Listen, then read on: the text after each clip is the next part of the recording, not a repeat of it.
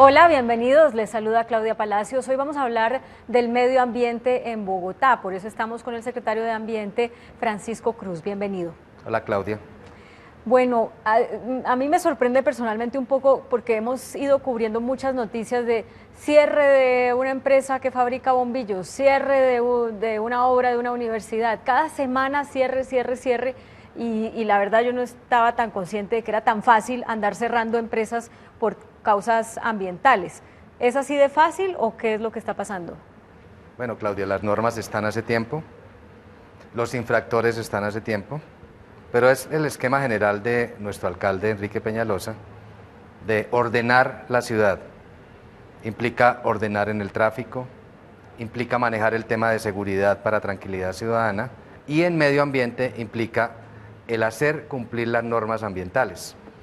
Y es lo que estamos haciendo nosotros, desarrollando procesos para descontaminar el aire, descontaminar el suelo, descontaminar los humedales, nuestras fuentes hídricas, y en esa medida estamos cerrando temporalmente los establecimientos que insisten en contaminar y continuar con estos procesos ambientales sancionatorios. Yo llevo en mis cuentas como 15 empresas o entidades a las que ustedes les han cerrado algunas partes de la cadena de producción o algunas obras. ¿Cuáles son las cuentas totales? Creo que 15 empresas solo en el tema de descontaminación de aire. Toda la ciudadanía quiere que respiremos un aire mejor, que nuestros hijos respiremos un aire mejor en Bogotá. Y esto implica que, por ejemplo, en calidad de aire existen fuentes móviles, que son los vehículos o las motocicletas, los camiones, que también contaminan, o fuentes fijas, que son las fábricas que tienen chimeneas. En ese sentido, hemos cerrado empresas que con sus chimeneas están contaminando el aire de los bogotanos ilegalmente. Contaminando, por ejemplo, con producción de ladrillo, donde no tienen permiso de emisiones atmosféricas, donde si lo tuvieran están sobrepasando los límites ambientales que también producen daño a la salud humana. Entonces nosotros cerramos temporalmente o el establecimiento o el horno que está incinerando, por ejemplo, madera o carbón o cualquier otro tipo de material combustible y que está haciendo de manera ilegal. Pero también hemos cerrado en el tema de contaminación de aire, aquellos que insisten en contaminar humedales, como por ejemplo los humedales del norte de Torca y Guaymaral, sí, donde hemos cerrado los vertimientos del restaurante Margarita del Ocho, del centro comercial Vima, del multiparque, de la escuela de ingeniería, en donde todos los vertimientos, que son los residuos de baños, de cocinas, estaban llegando a los humedales. Y los estamos protegiendo, y para protegerlos debemos trancar el vertimiento que contamina los humedales.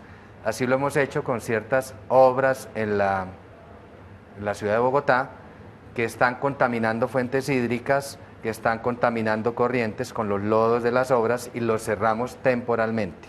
Sí, también han cerrado, por ejemplo, estaciones de gasolina, ¿no? Por filtraciones. Hemos cerrado estaciones de servicio porque han tenido derrames de hidrocarburos, que es un tema no solamente contaminante, sino tóxico para la salud humana.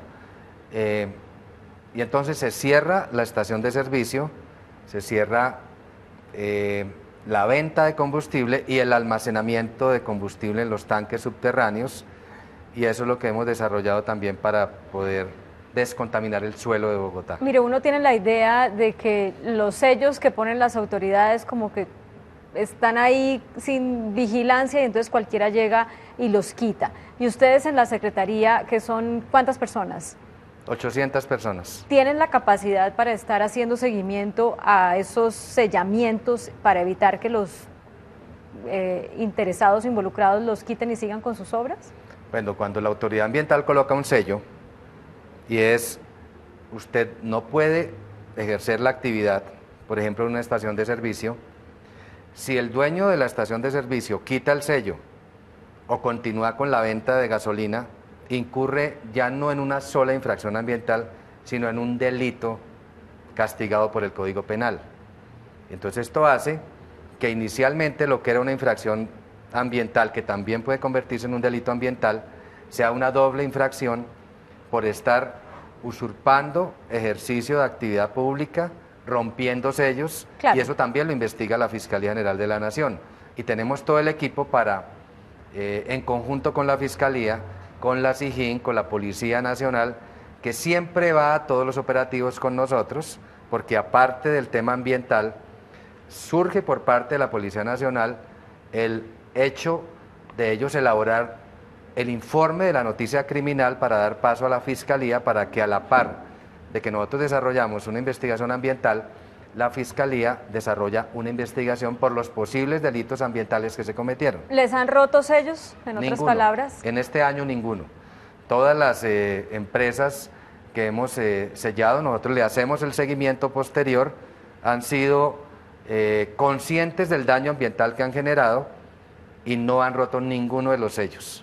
Estas empresas estaban contaminando a sabiendas de que estaban contaminando, ¿no? No es como que puedan decir yo no conocía la norma. Tenemos el caso, por ejemplo, de Silvania, ¿no? Del horno de la empresa, de la que produce bombillos. Sí, la que produce bombillos. Se Tenemos... cerró el horno donde se producía el vidrio para la fabricación de bombillos. Tenemos el caso pues de los que usted ya mencionó, la Margarita del Ocho, Parque Multiparque, Vima. Tenemos el caso de la casa editorial El Tiempo. ¿De Printer? De Printer, que le imprime a la casa editorial El Tiempo. Cuando ustedes llegan y les dicen, mire, ustedes están contaminando, les sellamos acá, estas empresas dicen, qué pena, no sabía, o realmente sabían, pero como nadie iba e investigaba, no les importaba contaminar. Bueno, un empresario, cualquiera que sea, debe saber de su oficio, debe saber de editorial, debe saber de venta de combustible, debe saber de fabricación de bombillos o de ladrillos, pero a la vez debe saber de normas laborales, debe saber de normas ambientales, y todo hace parte del ejercicio de su profesión o de su actividad comercial.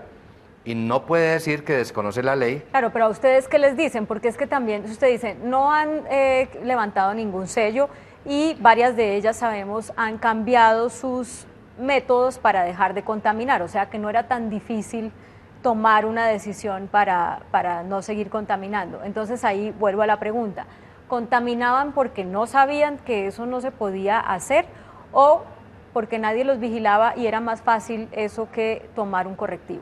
Creo que, Claudia, contaminaban por dos cosas. Primero, porque no existía control ambiental eficiente, y las empresas, como no controlaban ambientalmente, pues hacían su actividad. Y segundo, por un tema de irresponsabilidad social, porque en la medida en que su fábrica estaba contaminando el aire, es el aire que estaban respirando los mismos hijos de los propietarios de las fábricas. Entonces, es el hecho no solamente de violar la norma ambiental, sino un tema de responsabilidad social y de salud pública que los afectaba a ellos mismos. Por esas dos razones, creo que estaban contaminando.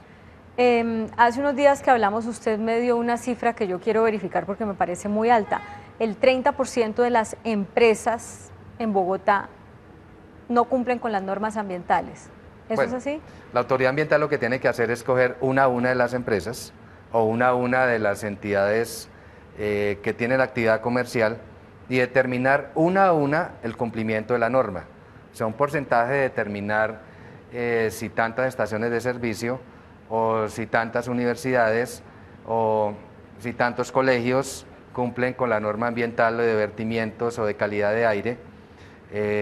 Es un tema complejo, pero nosotros la responsabilidad que tenemos es de establecer las normas ambientales, depende de cada caso uno a uno, y es lo que estamos desarrollando, porque cuando uno cierra una empresa o una entidad comercial, debe tener muy claro el tema técnico y el tema jurídico para llegar a colocar los sellos correspondientes. Ya, pero entonces el porcentaje, ¿eso es una idea que usted tiene de que el 30% no cumplen con las normas ambientales? El porcentaje de incumplimiento de las normas ambientales, no solamente en Bogotá o en Colombia o en el mundo, es enorme, pero afortunadamente cada día se genera una conciencia ambiental mayor en los ciudadanos, en los empresarios, en los industriales, que hay que cuidar el medio ambiente, hay que descontaminar nuestras aguas, no hay que contaminar el aire, porque también es un proceso que no solamente repercute en los que estamos viviendo hoy día, sino en las futuras generaciones que vienen.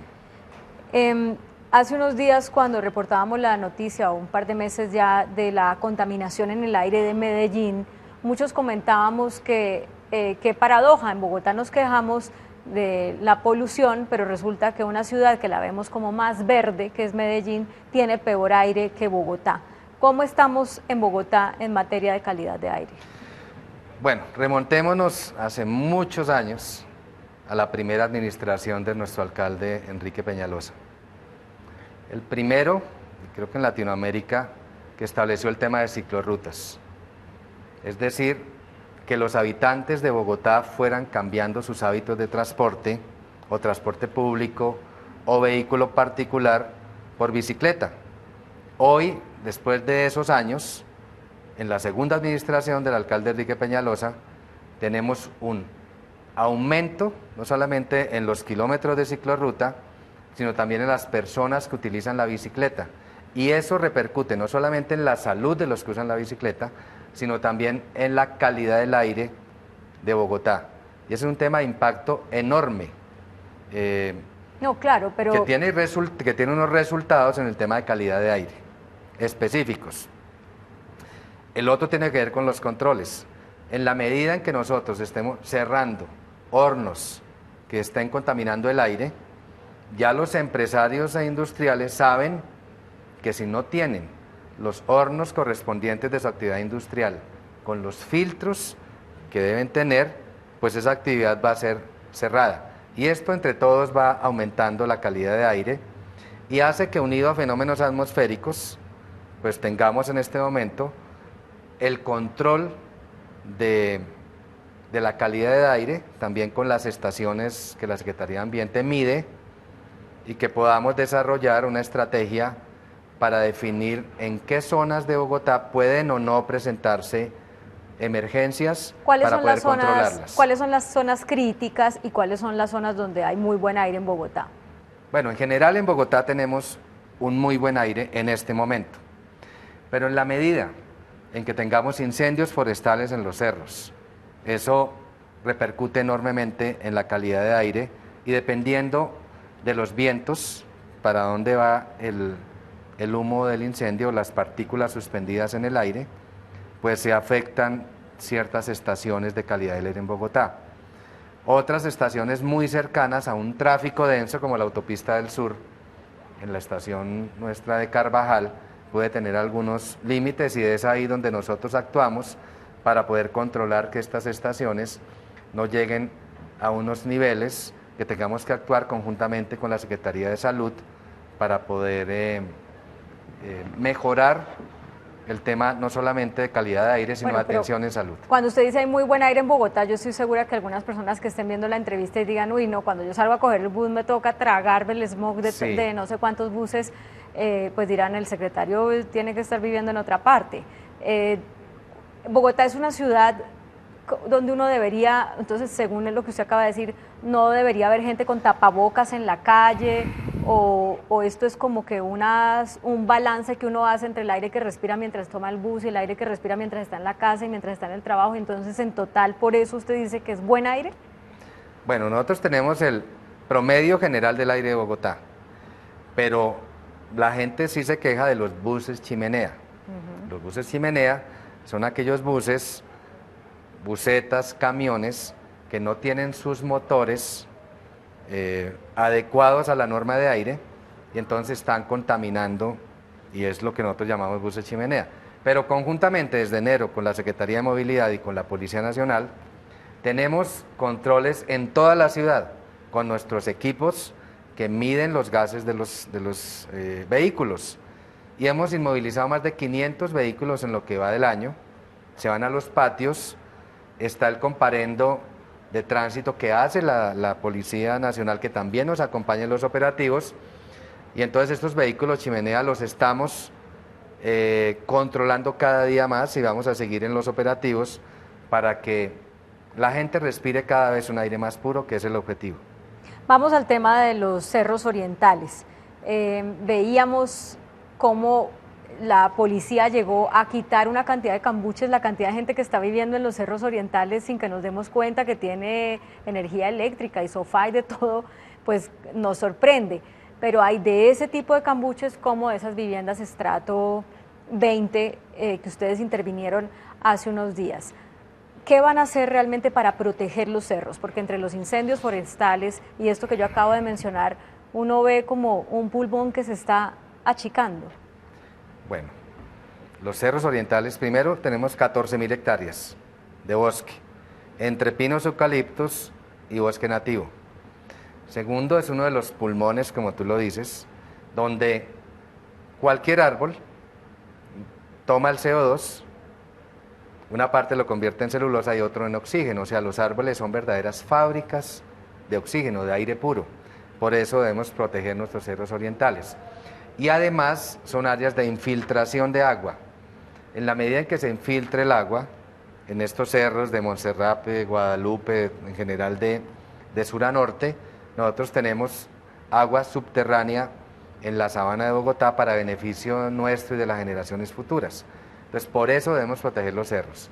Pero tenemos construcciones ilegales como la que tú dices, de verdaderas mansiones que se han metido en los cerros orientales de hace varios años y han venido construyendo, y que afortunadamente, gracias también a una decisión de nuestro alcalde, conjuntamente con la CAR, se intervinieron estas casas y en este momento está paralizada su construcción y los procesos ambientales siguen su curso por estar invadiendo una reserva forestal que es de todos nosotros. Y lo mismo sucede con el tema de control de incendios, y para eso estamos proponiendo lo que en otras partes del mundo se llama el sendero panorámico cortafuegos. Que además sirve para hacer ejercicio y para esparcimiento. Que es un cortafuegos, que es un sendero donde pueden ingresar rápidamente los bomberos, donde también va a tener un tubo de agua para que los bomberos puedan tomar de ahí el agua necesaria para apagar los incendios. Si tú te demoras en llegar al sitio donde se produce un incendio, 10 minutos, 15 minutos, media hora o una hora, porque el sitio es inaccesible, el fuego va creciendo y conjuntamente con los vientos va arrasando la capa vegetal. Y ahí se generan muchísimos problemas, que es el que nosotros queremos prevenir, porque los veranos intensos vienen cada vez más fuertes por el fenómeno del calentamiento global. ¿Cuándo empieza la construcción de ese sendero y cuándo prevén que termine?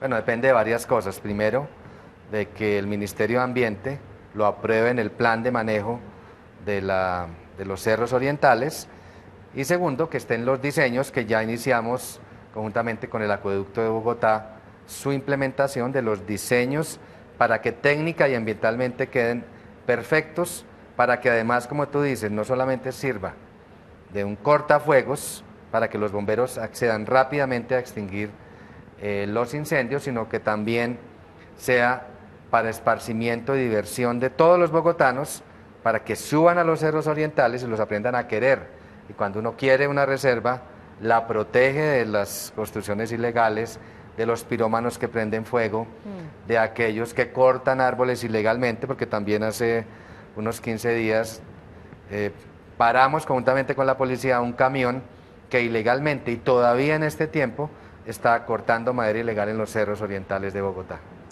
Nos quedan pocos minutos y quiero hablar de dos temas, la reserva Van der Hamen y la recuperación de los humedales. Y relaciono esto con el plan de desarrollo recientemente aprobado, porque la reserva pues no está mencionada dentro del plan de desarrollo, pero todos sabemos que hace parte del plan de Ciudad Norte de esta alcaldía. Dependen de que la CAR diga, le cambio el uso del suelo a la reserva. ¿Cuándo van a promover o solicitar ante la CAR ese cambio de uso del suelo? Bueno, con respecto a la reserva Van der Hamen, te digo, Claudia, 3 puntos que tenemos muy claros en la alcaldía. El primero, que somos absolutamente respetuosos de la ley y que es una reserva que está vigente, que se creó en el 2011 por la CAR y que tiene un plan de manejo de la misma CAR en el 2014. Y debemos respetar que la reserva está vigente. Segundo, que todos los procesos que desarrollan en la reserva tienen que tener unos estudios técnicos y científicos absolutamente sólidos, que también respetamos. Y tercero, que cualquier modificación que nosotros propongamos para la Reserva Thomas van der Hamen debe ser muchísimo mejor de lo que existe ambientalmente. Es decir, nosotros, si proponemos una idea diferente de lo que está en este momento, va a ser una idea muchísimo mejor de lo que hay hoy consolidado y hoy aprobado por la CAR. Entonces deben tener la tranquilidad absoluta de que lo que se proponga para futuro va a ser muchísimo mejor en términos ambientales. Pero ¿por qué dice si proponemos una idea? ¿Están pensando en ya no proponerla? No, porque se está en la estructuración de una propuesta que sea muchísimo mejor que lo que hay.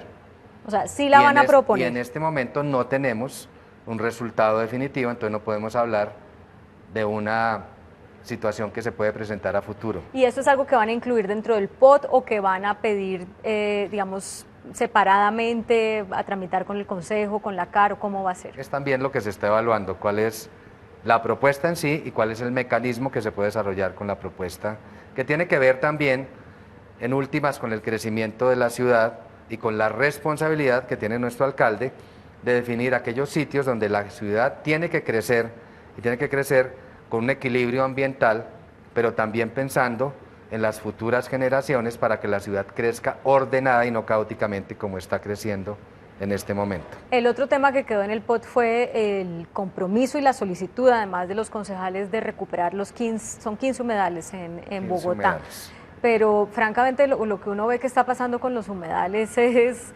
sorprendente, una construcción encima de un humedal. Bueno, la gente no lo respeta, a veces ni se da cuenta que están ahí de lo invadidos que ya están.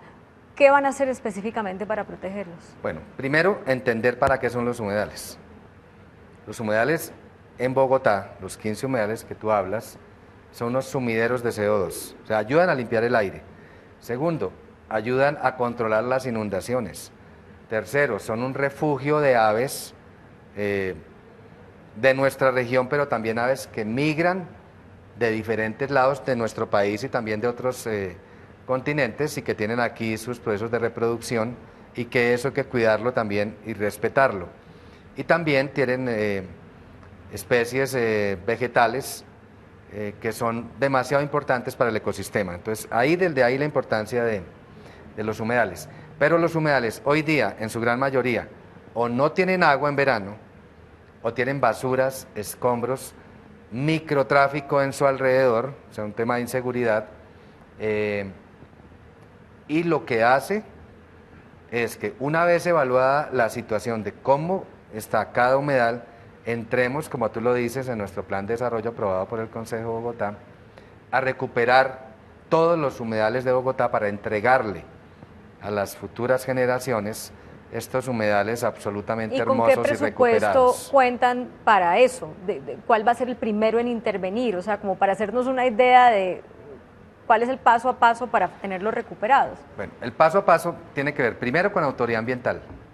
Cuando estamos cerrando los vertimientos de Vima, Margarita del Ocho, la Escuela de Ingeniería, Printer, por la contaminación de esa mancha azul del humedal Jaboque, pues ese ejercicio de autoridad ambiental que no requiere unos recursos de inversión, sino simplemente decirle a aquellas empresas o industrias, dejen de contaminar los humedales. Y eso es una primera parte. Segundo, que a los humedales no les sigan entrando aguas negras residuales, porque en el agua residual doméstica tienen nitrógeno y fósforo y eso hace crecer el buchón de agua, entonces empiezan a desecarse los espejos de agua de los humedales. Entonces muchas veces las acciones para recuperar humedales no requieren de recursos, sino simplemente de autoridad ambiental y ejercida con decisión. Pero otros, como por ejemplo Tibanica, que requiere inyección de agua y requiere un tratamiento previo del agua que va a entrar, sí requiere de ciertas inversiones. Otros, como el Jaboque, donde el espejo de agua está muy perdido, entonces requiere de procesos de adecuación hidráulica que está desarrollando el acueducto. O sea, con las diferentes entidades del distrito, como el Acueducto de Bogotá, como la Unidad Administrativa Especial de Servicios Públicos que tiene el tema de basuras y de escombros, con la Secretaría de Ambiente estamos con todas las acciones y con todas las inversiones, dependiendo de cada humedal, recuperándolos para el disfrute de toda la ciudadanía. Sí. Pues, secretario, se nos acaba el tiempo. Lastimosamente hay muchos temas que se nos quedan por fuera, pero será en otra oportunidad que volvamos a conversar. Claudia, muchas gracias a todos ustedes. Entre todos podemos seguir cuidando el medio ambiente, entregándole a nuestros hijos un Bogotá y un país muchísimo mejor para las futuras generaciones. Muchas gracias. Muchas gracias a ustedes por acompañarnos. Sigan con nosotros.